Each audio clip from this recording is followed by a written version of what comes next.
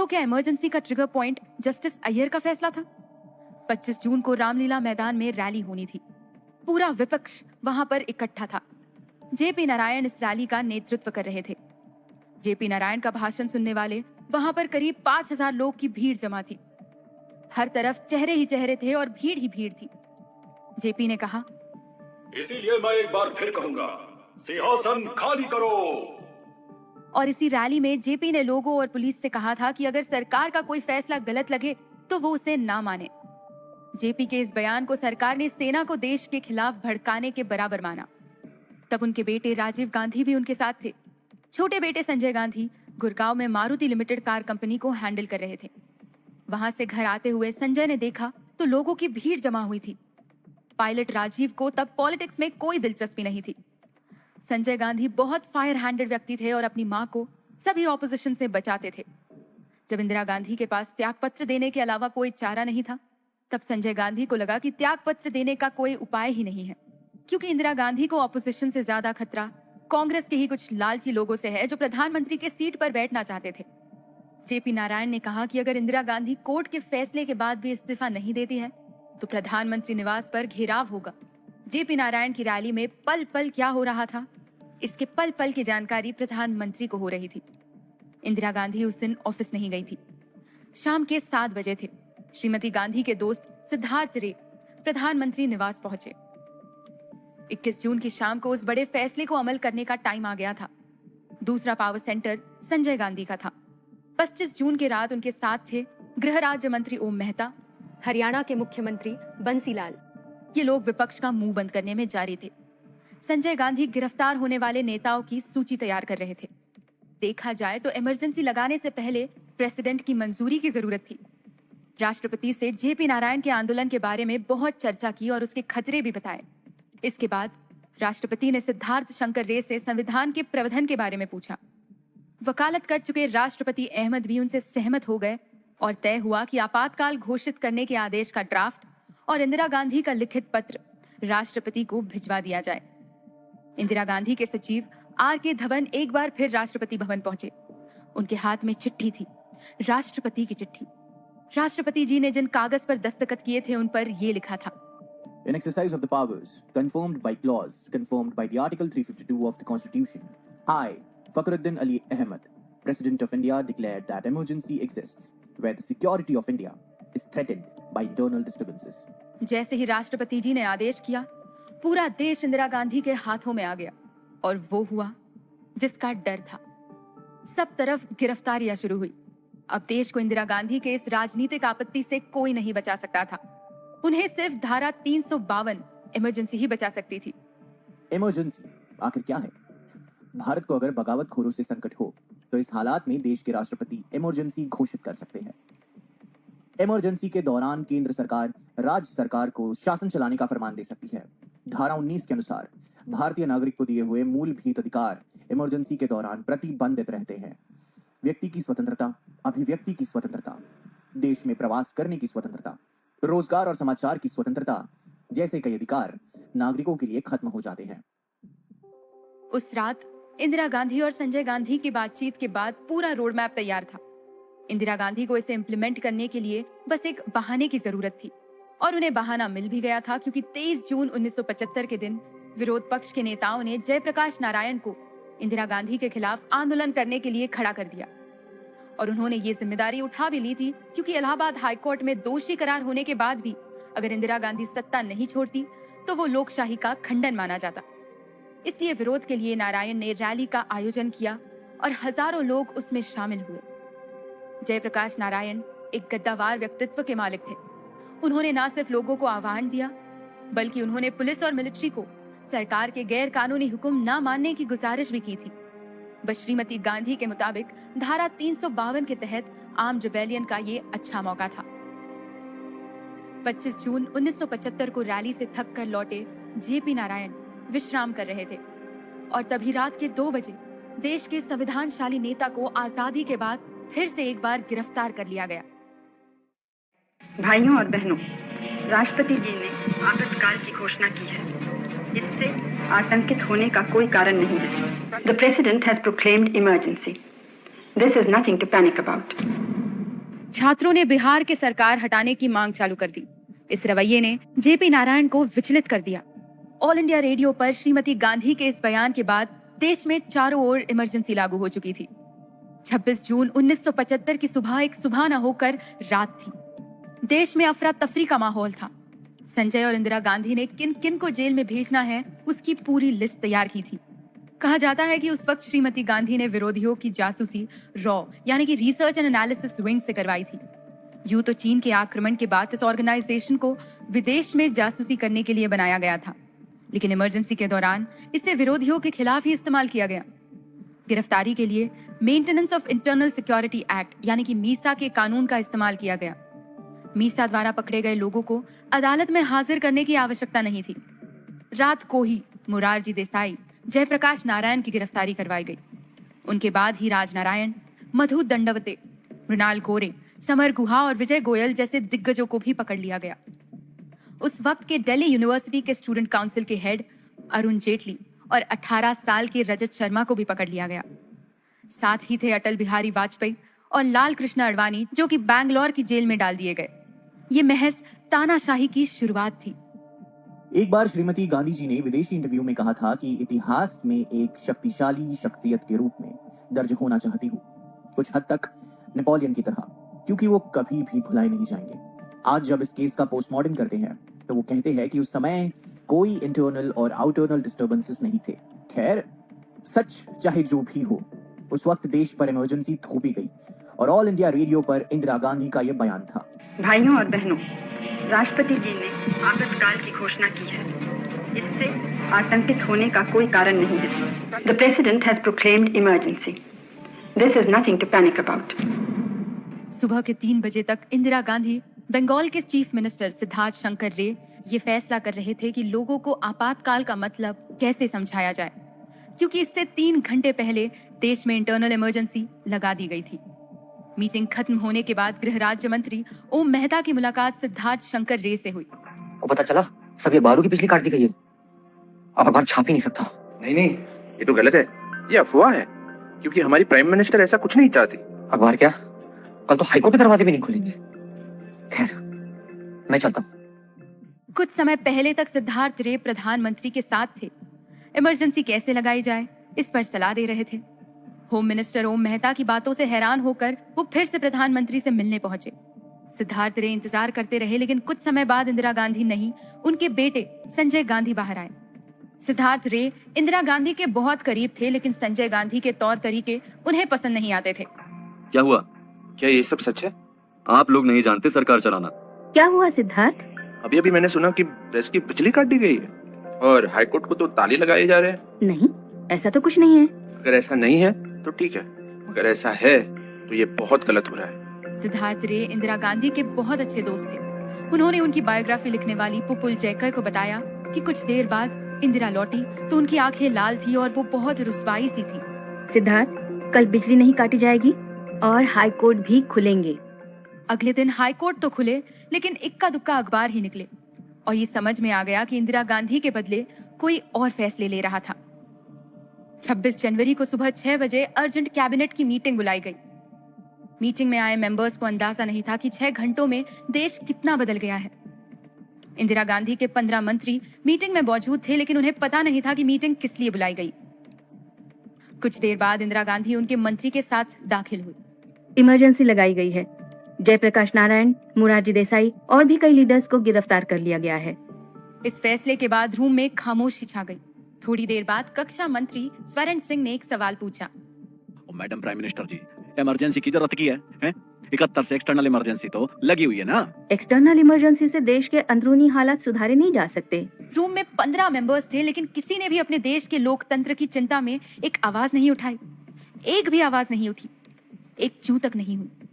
15 दिन में ये इमरजेंसी और उसके साथ जुड़े हुए कानून को कैबिनेट में मंजूर कर लिया। पूर्व प्रधानमंत्री इंद्र कुमार गुजराल तब सूचना एवं प्रचारण राज्य मंत्री थे।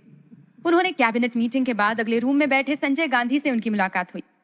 तब संजय गांधी ने उनसे कहा कि दूरदर्शन और रेडियो पर जो भी न्यूज जाएगी उससे पहले वो देखना चाहेंगे। You see, one thing became very clear as soon as we came out of the cabinet meeting. The transfer of power had taken place, and he wanted me as the cabinet meeting ended. He said, "I want to see the news bulletins So I told him that cannot be done. News bulletins are shown or made public only after broadcast. Prior to that, even I'd never see them. कुछ देर बाद mister Gujral को फिर से प्रधानमंत्री निवास बुलाया गया। जब तक वो पहुंचे, प्रधानमंत्री दफ्तर जा चुकी थी। उनकी मुलाकात संजय गांधी से हुई। Prime minister address to the nation सभी रेडियो स्टेशन पर क्यों नहीं चलाया गया? जवाब चाहिए मुझे। देखिए, मैं आपके प्रति जवाबदेह नहीं हूँ। आपको जवाब चाहिए तो आप मुझसे तमीज से बात कीजिए। आप मेरे बेटे की उम्र के हैं। मिस्टर गुजराल समझ गए कि वो मंत्री तभी रह सकते हैं जब तक वो संजय गांधी की हर एक बात सुनते रहे। उन्होंने इस्तीफा देने का सोचा, लेकिन पहले ही उनका मंत्रालय बदल दिया गया। वो तो एक मंत्री थे, लेकिन देश का क्या? उनकी बातचीत का देश को तो तभी मालूम पड़ा जब 26 जनवरी को रेडियो ट्यून इन किया गया और फिर आवाज आई इंदिरा गांधी की, पहले हिंदी में और फिर अंग्रेजी में। भाइयों और बहनों, राष्ट्रपति जी ने आपातकाल की घोषणा की है। इससे आतंकित होने का कोई कारण नहीं है। The President has proclaimed emergency. This is nothing to panic about.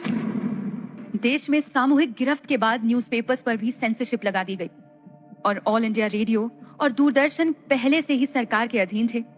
The Indian express, the Hindustan times जैसे न्यूज़पेपर्स को खास हिदायत थी कि मीसा के द्वारा पकड़े गए लोगों के बारे में एक शब्द भी ना छापे। इमरजेंसी के विषय में टिक्का या टिप्पणी नहीं करनी है। न्यूज के हर एक पेज को पब्लिश होने से पहले प्रेस इंफॉर्मेशन ब्यूरो के मुख्य अधिकारी को दिखाकर ही पब्लिश करना है। यहाँ तक कि हमारे प्रधानमंत्री नरेंद्र मोदी की बात करें तो वो पगड़ी पहने और दाढ़ी मूंछ बढ़ाकर अपना भेस पलट करके सलामत रहे। इंदिरा गांधी का देश के प्रति संदेश 26 जून को सुनाया गया। तब समझा कि देश में इमरजेंसी लगाई गई और हिंदुस्तान में बहुत कुछ बदल गया है। आर्टिकल 352 के सहारे इंटरनल इमरजेंसी लगा दी गई थी। इसका मतलब ये था कि इंदिरा गांधी जब तक चाहे पावर में रह सकती थी। लोकसभा और विधानसभा के लिए चुनाव की जरूरत नहीं थी। अखबार और मीडिया आजाद नहीं थे। उनमें वो ही बातें लिखी थी और पढ़ी जा सकती थी जिसे सरकार ने जारी किया हो। पार्लियामेंट में अपने बहुमत के ऊपर सरकार अनेक कानून पास करा सकती थी। इमरजेंसी की महत्वपूर्ण किरदार और नामी वकील शांति वकील का कहना था कि आम लोगों के लिए कानून खत्म हो गया था। जब इमरजेंसी लगी हुई हो तो आर्टिकल 19 के जो अधिकार हैं नागरिकों के और 21 जो जीने का और फ्रीडम का अधिकार देता है, ये दोनों इमरजेंसी में खत्म हो जाते हैं। यहाँ तक कि सुप्रीम कोर्ट के सामने ये भी कहा गया सरकार की तरफ से, अगर किसी निर्दोष को गोली भी मार दे सरकार बिना किसी कारण के, तो भी उसका कोई अधिकार नहीं छीन सकता, क्योंकि जीने का अधिकार तो धारा 21 देती है। और वही जब छिन गया इमरजेंसी में, तो कोई ये नहीं कह सकता कि मुझको क्यों गोली मारी, मुझे मेरी जान क्यों ली या मुझको जेल में क्यों बंद किया। इस शांति को हमें बनाए रखना है और हमको ये समझना है कि लोकतंत्र में भी हद होती हैं जिनको पार नहीं कर सकते। मैं आपको विश्वास दिलाना चाहती हूँ कि जो नेतागण गिरफ्तार हुए हैं उनको सुविधाएं दी जा रही हैं और आराम से रखने की पूरी कोशिश है। इंदिरा गांधी ने सभी वो बातें कही जिसकी तैयारी उन्होंने उस रात सुबह के 3 बजे तक की थी। वो साफ शब्दों में सभी को इमरजेंसी का मतलब समझाना चाहती थी। उन्होंने कहा, सेना को सरकार के खिलाफ भड़काया जा रहा है और इसलिए इमरजेंसी जरूरी है। एक जना इस हद तक गया कि अगर फौजी किसी हुक्म को गलत समझें तो उसको न माने। वो जन और कोई नहीं जयप्रकाश नारायण थे, जिनको प्रधानमंत्री बनाना चाहते थे, जो इंदिरा गांधी को इंदू बोलते थे, और वही जयप्रकाश नारायण जिन्होंने कभी कुर्सी के लिए राजनीति नहीं की। इमरजेंसी इंडिया की डेमोक्रेसी पर लगा एक काला धब्बा है। इसके जिम्मेदार कौन थे? जयप्रकाश नारायण या खुद इंदिरा गांधी या उनके बेटे संजय गांधी? अगर 71 में मिल सकता है, जिसमें इंदिरा गांधी ने गरीबी हटाओ का नारा दिया था। इंदिरा गांधी के गरीबी हटाओ के नारे ने विपक्ष को धूल चटा दी। इससे इंदिरा गांधी की लोकप्रियता और बढ़ गई। साल 1972 में तमिलनाडु को छोड़कर बाकी सभी जगह इंदिरा गांधी, सारे राज्यों में इंदिरा गांधी के कांग्रेस का कब्जा था। इसी के चलते इंदिरा गांधी ने 2 बैंक अपने कब्जे में ले ली और पुराने राजा महाराजाओं को मिलने वाली पेंशन को खत्म करने का फैसला किया। ये दोनों फैसलों को सुप्रीम कोर्ट ने टाल दिया था। इंदिरा गांधी ने जवाब में संविधान और सुप्रीम कोर्ट को हराने की ठान ली। 5 नवंबर 1971 को 19th अमेंडमेंट लगाया गया था। इसमें कहा गया था कि संसद संविधान के किसी भी फैसले में बदलाव ला सकती है, चाहे इससे संविधान की मूल भावना भी क्यों न बदल दी जाए। 3 साल पहले ही गोरखनाथ केस में सुप्रीम कोर्ट ने कहा था कि संविधान के मौलिक भावों में बदल करने का अधिकार संसद के पास नहीं है। इंदिरा सरकार के इन फैसलों को सुप्रीम कोर्ट में चुनौती दी गई। इसे केशवानंद भारती केस कहा जाता है और इसी केस के साथ शुरू हुआ वो सफर जो इमरजेंसी की ओर जाता है।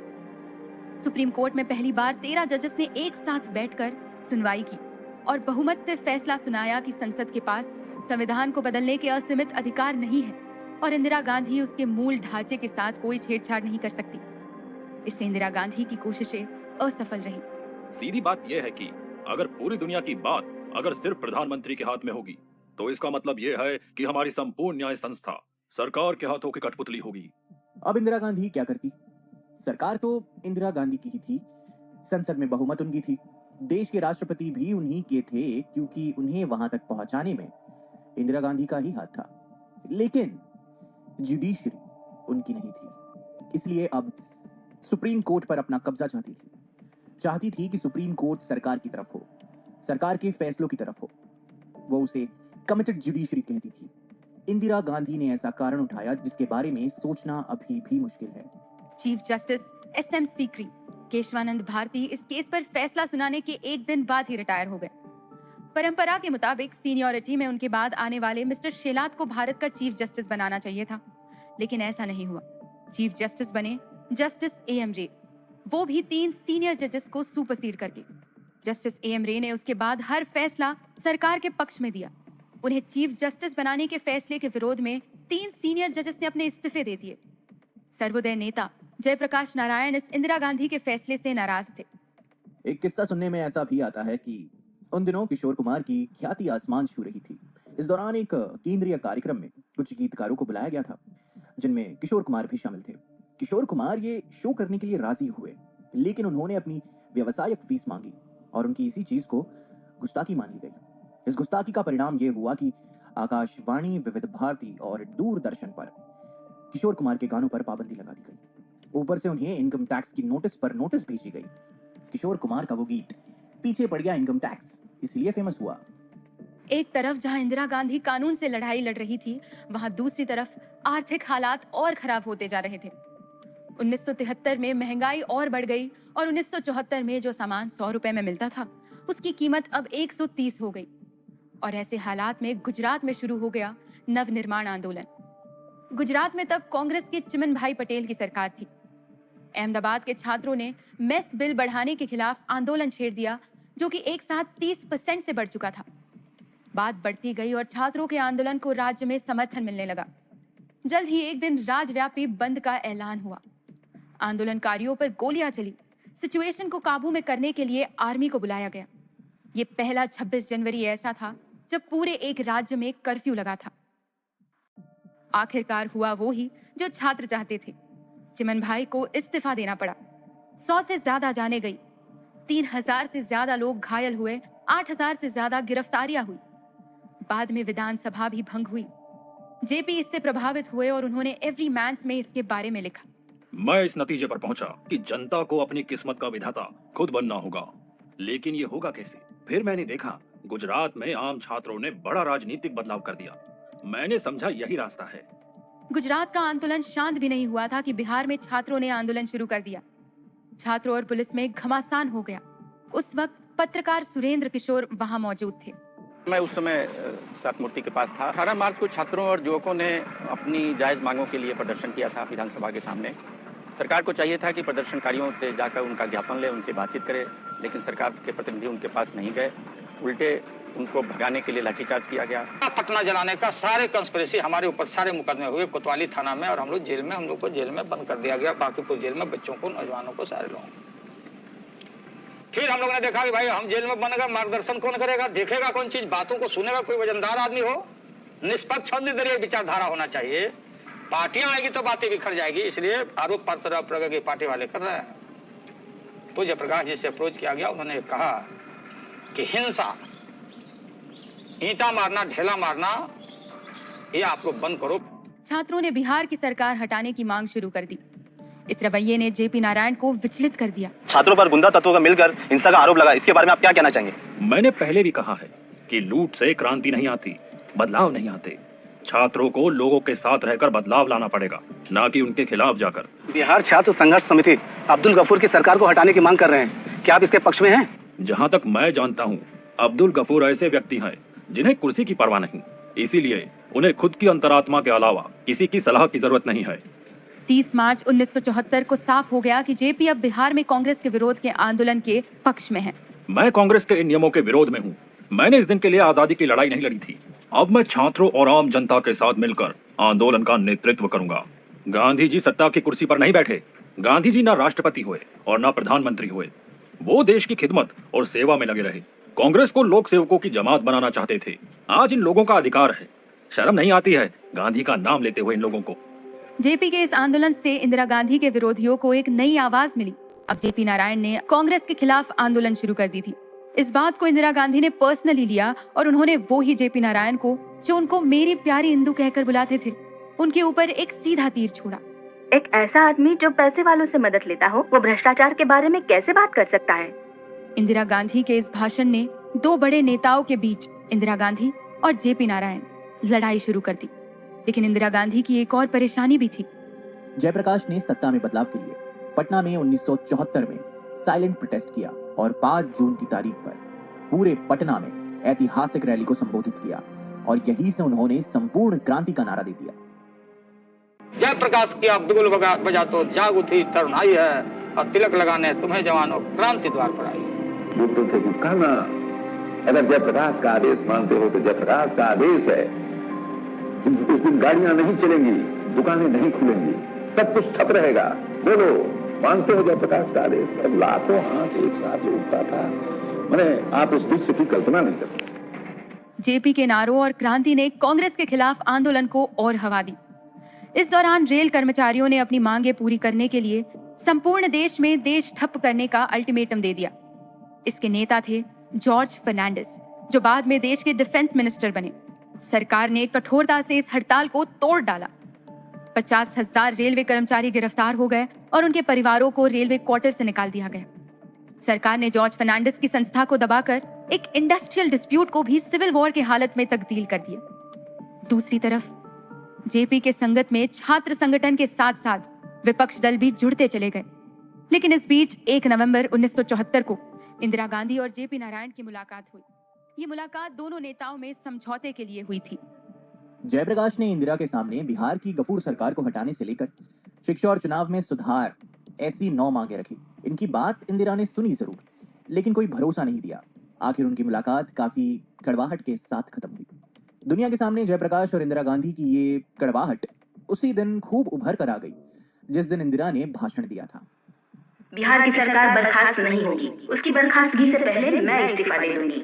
अगर मैं और मेरी सरकार इतनी ही खराब है तो अगले चुनाव में हरा कर दिखाएं। जेपी के सामने इंदिरा की ये खुली चुनौती थी। जेपी ने 4 नवंबर 1975 में पटना में मंत्रियों के घरों के घेराव और ऐतिहासिक प्रदर्शन में हिस्सा लिया। इसको रोकने के लिए सरकार ने बहुत कुछ किया। बिहार सरकार ने पूरी ताकत लगा दी थी। कई जगह पर लाठीचार्ज हुआ, आंसू गैस के गोले चले और उन लाठियों के शिकार जेपी नारायण भी थे, जो हमारी आजादी के हीरो थे। एक आजाद देश में पुलिस की लाठियों के बीच वो घायल हुए। इसके 15 दिन बाद एक रैली हुई और उसमें जेपी नारायण ने भाषण दिया।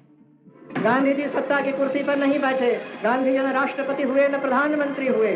उसी प्रकार से देश की खिदमत और सेवा में लगे रहना चाहते थे। कांग्रेस को भी लोक सेवकों की जमात बनाना चाहते थे। आज इन लोगों को अधिकार है। शर्म नहीं आती है गांधी का नाम लेने का इन लोगों को? देश की राजनीति अब 2 व्यक्तियों के चारों तरफ घूमने लगी थी। एक थी इंदिरा और दूसरी तरफ थे जेपी नारायण, जयप्रकाश नारायण। लेकिन जल्द ही हालात बदल गए और कोर्ट कचहरी भी इसमें शामिल हो गए। दरअसल इमरजेंसी के पीछे अदालतों के फैसलों को बड़ी वजह माना जाता है। और विरोध होते भी तो कैसे। सरकार का विरोध करने वाले 13,000 से ज्यादा लोग जेल में थे। कुल 1 लाख से ज्यादा लोगों को गिरफ्तार किया गया बिना कारण बताए। सरकार का विरोध करने वालों को कभी भी गिरफ्तार कर दिया जाता था। प्रधानमंत्री के बेटे और राजनीति के उत्तराधिकारी संजय गांधी के हाथों में सत्ता चली गई थी। आपातकाल की ये काल रात्रि 21 महीनों तक चली। चारों ओर इसकी निंदा हो रही थी, मगर कुछ विख्यात लोगों ने संजय एवं इंदिरा गांधी की इस तानाशाही को समर्थन दिया। उनके अनुसार आपातकाल फायदेमंद था क्योंकि सरकारी कर्मचारी समय का पालन करने लगे थे। रेलवेज उनके निर्धारित समय पर चलने लगी थी। जनता अनुशासन का पालन कर रही थी। मगर अफसोस इस बात का है that this was at the cost of freedom and independence, जिसे जीतने के लिए न जाने कितनी जाने गई। जब आपातकाल अपने अंतिम पड़ाव पर था, लोगों में रोष था। पूर्व राष्ट्रपति फखरुद्दीन अली अहमद को रबर स्टैंप नाम की बदनामी मिलने लगी। इंदिरा गांधी पर इंटरनेशनल प्रेशर भी था। इंदिरा जी की असल दुविधा ये थी कि वो वीआईपी बंधकों को कब तक जेल में रखे और अगर उनको मुक्त किया भी जाए तो उनके द्वारा भविष्य में किया जाने वाला आंदोलन क्या रूप लेगा। किसी तरह वो इन सारे प्रश्नों का हल चाहती थी और इनसे छूटने का एकमात्र रास्ता था चुनाव। ऐसे माहौल में अचानक इंदिरा गांधी ने 18 जनवरी 1977 में इमरजेंसी हटा दी। राजनीतिक कड़ियों को और उन सभी को जिन्होंने इंदिरा गांधी का विरोध किया था, उन सभी को जेल से आजाद कर दिया गया। पॉलिटिकल रैलीज पर प्रबंध हटाए गए और अचानक चुनाव का ऐलान कर दिया गया। विरोध पक्ष के नेता भी संगठित न थे। ये सोचकर उन्होंने 1977 में लोकसभा इलेक्शन डिक्लेयर कर दिए। 1977 में चुनाव हुए और मतदारों ने कांग्रेस का सफाया कर दिया और इस तरह भारत देश पर थोपी गई इमरजेंसी के काल रात्रि का अंत हो गया। लेकिन प्रश्न आज भी कई लोग उठाते हैं कि ये इमरजेंसी आखिर किसके लिए थी। लेकिन इस उठाए गए कदम का जनता ने चुनाव में करारा जवाब भी दिया। मगर उन 19 महीनों की इमरजेंसी में देश में जो हुआ उसका जवाब कौन देगा? क्या दुनिया के सबसे बड़ी लोकशाही पर डिक्टेटरशिप के काले बादल लेकर आना इतना आसान था? क्या दो लोग पूरे देश को अपनी कठपुतली बनाकर रख सकते हैं? खैर, ये तो इतिहास था। मगर आज भी कई लोग जब इमरजेंसी के दौरान के किस्से याद करते हैं तो उनकी रूह कांप जाती है। अगर आपके पास भी ऐसे कुछ किस्से हैं तो हमें कमेंट्स में जरूर बताएं। अगर आपको ये ऑडियो पसंद आया हो तो डिटेल्स में जाकर इसे रेट जरूर करें और हमें कमेंट्स में बताएं कि आपको ये। वक्त अपनी करवट बदलता है, राजनीतिक हालात बदलते हैं, सत्ता में परिवर्तन होता है और फरवरी 1977 में इमरजेंसी हटा दी जाती है। ऐसा लगता है मानो इमरजेंसी हटने के बाद लोगों ने चैन की सांसें ली। मीडिया से सेंसरशिप हट गई, जेल में कैद नेताओं को रिहा कर दिया गया, नागरिकों को फिर से उनके अधिकार मिले। इमरजेंसी हटने के बाद माहौल कुछ ऐसा बना मानो देश को दूसरी आजादी मिल गई हो। ये सब तब हुआ जब इंदिरा गांधी ने राष्ट्रपति से मिली सिफारिश पर अचानक चुनाव की घोषणा कर दी। देश के लिए मानो एक नया दौर, एक नया अवसर आ गया हो। ये घटना जनवरी 1978 की है, जब शाह आयोग अपनी जांच कर रहा था। इंदिरा गांधी को कटघरे में बुलाया गया। 11 साल तक देश की प्रधानमंत्री रही Indira Gandhi. Indira is India, India is Indira कहने वाली ये बुलंद आवाज आज कटघरे में चुप थी। वो कोई भी आधिकारिक बयान देने को राजी नहीं थी। ये 1977 में हुए चुनाव का ही नतीजा था, जिसके बाद जनता पार्टी की सरकार बनी। हुआ यूं कि चुनाव की घोषणा के साथ जैसे ही इमरजेंसी हटाई गई, देश में एक लहर थी जो कांग्रेस के खिलाफ थी, जो इमरजेंसी के दौरान किए गए अन्याय पर, इमरजेंसी के दौरान किए गए जुर्म का हिसाब चाहती थी। पर इंदिरा के सूत्रों के अनुसार 1977 के चुनाव कांग्रेस जीतने वाली थी। यही कारण था कि इंदिरा ने जनवरी 1977 में अचानक चुनाव की घोषणा की थी। जेल से रिहा होने के बाद इंदिरा को चुनौती देने के लिए सारी विपक्षी पार्टियां एक साथ हो गई। जनसंघ, सोशलिस्ट पार्टी, कांग्रेस ओ और भारतीय लोक दल ने मिलकर एक दल बनाया जिसका नाम था जनता पार्टी, और जनता पार्टी के अध्यक्ष बने मोरारजी देसाई। देश के सबसे लोकप्रिय नेताओं में से एक जयप्रकाश नारायण ने जनता से आह्वान किया कि जनता पार्टी को वोट दे और लोकतंत्र को मजबूत करे। मार्च 1977 में चुनाव हुए और चुनाव के नतीजों के साथ ही जनता ने अपना ऐलान कर दिया। कांग्रेस को मात्र 154 सीटें मिली, जबकि जनता पार्टी को 295 सीटों पर जीत मिली। स्थिति यहां तक बिगड़ गई कि कांग्रेस हारी तो हारी, इंदिरा गांधी खुद भी चुनाव हार गई। जनता के फैसले के आगे उन्हें सिर झुकाना ही पड़ा। मोरारजी देसाई देश के नए प्रधानमंत्री बने। वही मोरारजी जो नेहरू की मृत्यु के बाद से प्रधानमंत्री बनने के सपने देख रहे थे। उम्र और तजुर्बे के हिसाब से बनने भी चाहिए थे, पर समय के गणित ने पूरा हिसाब बिगाड़ दिया था। और अब 1977 में जाकर उन्हें ये मौका मिला। चरण सिंह गृह मंत्री, जगजीवन राम रक्षा मंत्री, वाजपेयी विदेश मंत्री बने और इंदिरा को हराने वाले राजनारायण सूचना एवं प्रसारण मंत्री बनाए गए। देश की सरकार में अब ऐसे लोग थे जिन्होंने अभी तक का ज्यादातर समय विपक्षी पार्टियों के रूप में बिताया था। नई सरकार से लोगों को बहुत उम्मीदें थी। लोग चाहते थे कि सत्ता में परिवर्तन के साथ ही सरकार के काम में भी परिवर्तन आए और जमीनी तौर पर परिवर्तन दिखे। पर समय को कुछ और मंजूर था। सत्ता में आई मोरारजी सरकार ने सुप्रीम कोर्ट में 12वें चीफ जस्टिस रहे जेसी शाह की अध्यक्षता में शाह आयोग का गठन किया। इसका गठन इमरजेंसी से संबंधित जांच करने के लिए किया गया था। इसी के साथ शुरू हुआ बदले की भावना का ये दौर। कहते हैं कि विपक्षी पार्टियां जमीनी हकीकत को बदलने के लिए नहीं, बल्कि बदले की भावना के साथ भी काम करने लगी। इंदिरा गांधी को अपना एक सफदरजंग रोड स्थित सरकारी आवास छोड़ना पड़ा। इसके बाद वे अकेली पड़ गई। परंतु इसके तुरंत बाद ही जुलाई 1977 को ऐसा कुछ हुआ जिसने इंदिरा को अपने ऊपर फिर से विश्वास दिलाया और वो उठ खड़ी हुई। बिहार में स्थित बेलछी गांव में 11 दलितों को जलाकर उनकी हत्या कर दी गई। ये नरसंहार आजादी के ऊपर एक धब्बा था। आजाद भारत की चाह रखने वाले लोगों ने कभी ये नहीं सोचा होगा कि ऐसी घिनौनी हरकतें भी कोई समाज कर सकता है। सरकार की तरफ से वहां उन्हें पूछने तक कोई नहीं गया, पर इंदिरा गांधी गई। जुलाई के महीने में नदियां उफान पर थी। बाढ़ का दौर बिहार में चल रहा था।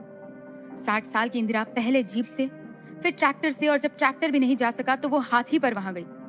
गांव के लोगों ने इंदिरा के चारों ओर हुजूम लगा दिया और इंदिरा को एक बार फिर से अपने ऊपर विश्वास हुआ। कहते हैं ये उनकी लाइफ में एक टर्निंग पॉइंट था। इसके जवाब में इंदिरा को गिरफ्तार करने के लिए सीबीआई की टीम लगा दी गई।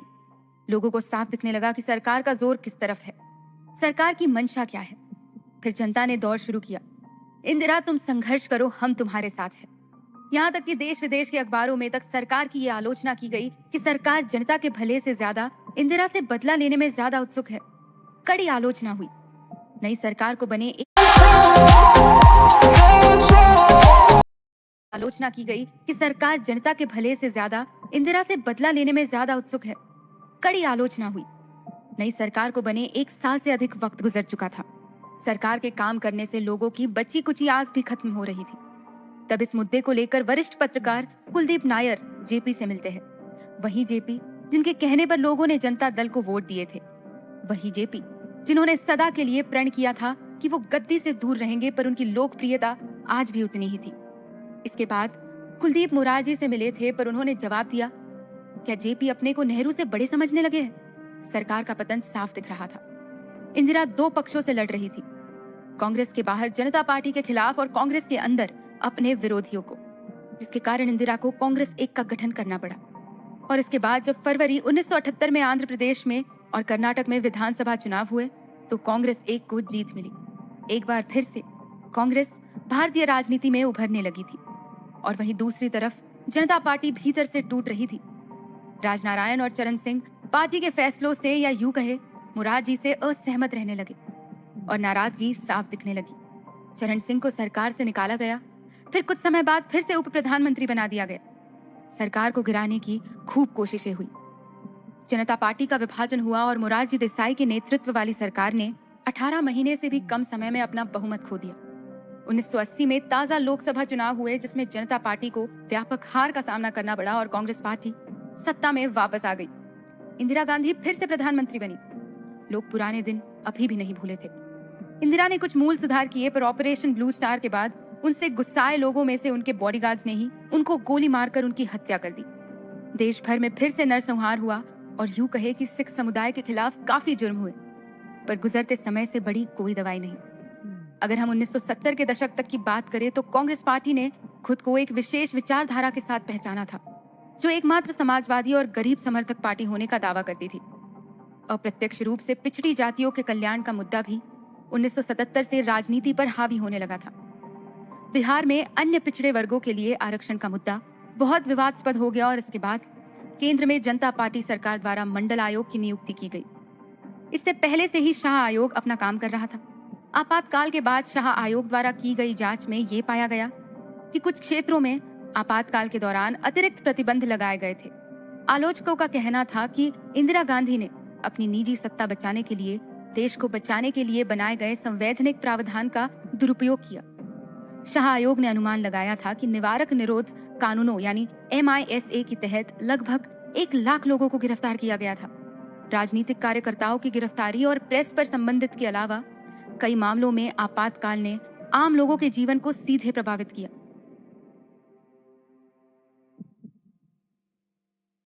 अगर हम इमरजेंसी के दौरान की गई संवैधानिक कार्रवाई की बात करें तो संविधान में पेश किए गए सबसे विवादास्पद संशोधन आपातकाल के दौरान ही लाए गए थे। आपातकाल लगने के तुरंत बाद ही पहली बार 22 जुलाई 1975 को संविधान में 38वां संशोधन पारित किया गया, जिसके अनुसार न्यायपालिका से आपातकाल की न्यायिक समीक्षा करने का अधिकार छीन लिया गया था। यानी इससे पहले तक न्यायपालिका सरकार के द्वारा बनाए गए कानूनों, नियमों की समीक्षा कर सकती थी, पर अब यह अधिकार छीन लिया गया। इन अमेंडमेंट्स के 2 महीनों बाद कॉन्स्टिट्यूशन में 39th अमेंडमेंट किया गया।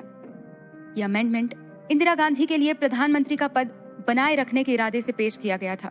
चूंकि इलाहाबाद उच्च न्यायालय ने इंदिरा गांधी के चुनाव को रद्द कर दिया था और इमरजेंसी लगाने का तत्कालीन कारण ही ये फैसला था कि इंदिरा अगले 6 सालों तक चुनाव नहीं लड़ सकती थी। 39th अमेंडमेंट के अनुसार अब उच्च न्यायालय देश के प्रधानमंत्री के पद पर नियुक्त व्यक्ति के चुनाव का जांच नहीं कर सकती थी। उनका यह अधिकार भी छीन लिया गया। साफ साफ दिखने लगा था कि इंदिरा अब अपने व्यक्तिगत हितों के लिए संविधान का दुरुपयोग कर रही थी। संशोधनों का सिलसिला यही नहीं थमा। आपातकाल को समय की जरूरत बताते हुए इंदिरा गांधी ने उस दौर में लगातार कई संवैधानिक संशोधन किए।